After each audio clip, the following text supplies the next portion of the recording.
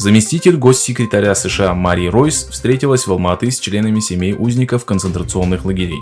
27 ноября на официальной странице Генерального консульства в Твиттер была опубликована информация о том, что Ройс провела беседу с этническими казахами и уйгурами.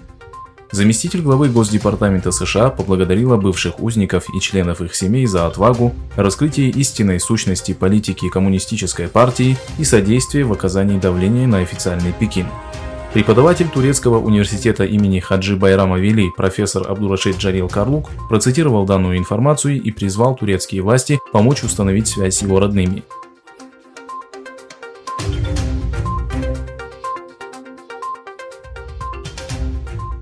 В Непале мусульмане провели демонстрацию в поддержку уйгуров. По данным газеты «Время Индии», группа мусульман собралась в знак протеста против репрессий и разрушения мечети в Восточном Туркестане. Мусульмане провели акцию в районе Пакхар и заявили, что будут продолжать выступать против преследования уйгуров. В последнее время международная общественность подвергает критике Коммунистическую партию Китая за нарушение прав, а также уничтожение самобытности и культуры уйгуров.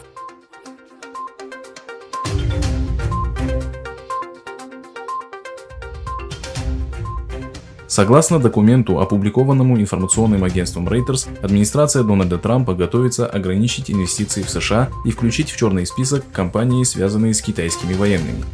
В частности, решение коснулось производителей микросхем SMIC и KNOC. Согласно закону, принятому в 1999 году, Пентагон был обязан ежегодно составлять список китайских промышленных предприятий, принадлежащих или контролируемых Народно-освободительной армией.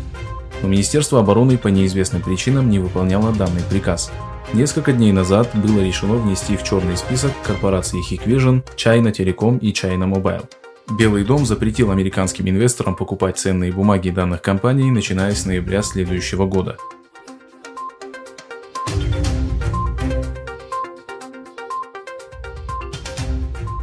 Китай с 28 ноября повысил пошлины на ячмень, импортируемый из Австралии. Отомстить партнеру Пекин решил за то, что Австралия в 2018 году не пустила к себе компанию Huawei для установки сетей 5G. Мера называется временным антидемпинговым гарантийным обеспечением. Министр торговли Австралии Саймон Бирмингем назвал пошлины сокрушительным ударом, а также несправедливой, необоснованной и неоправданной мерой.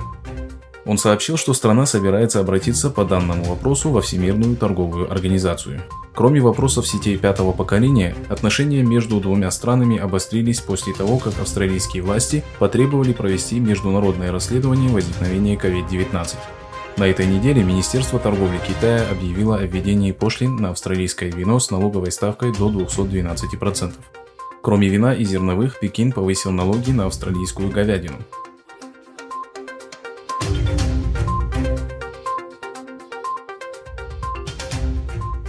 Президент США Дональд Трамп вновь выступил с утверждением о фальсификациях на выборах главы государства. Джо Байден никак не мог набрать 80 миллионов голосов. Вы не можете изменить мое мнение по этому поводу. Мое мнение не изменится и через 6 месяцев. На выборах имели место серьезные недочеты, сказал Трамп в интервью телеканалу Fox News. Трамп также пожаловался на отклонение судебными инстанциями его ходатайства по поводу результатов голосования и в качестве примера напомнил об итогах выборов в штате Пенсильвания. При необходимости вынесем это дело на рассмотрение Верховного суда. Уже эта инстанция должна согласиться, сказал глава Белого дома. Трамп отметил, что его администрация располагает сотнями показаний, которые могут считаться доказательствами, но судьи отклоняют их. Глава Белого дома также не исключил причастность ФБР к фальсификациям на выборах президента 3 ноября.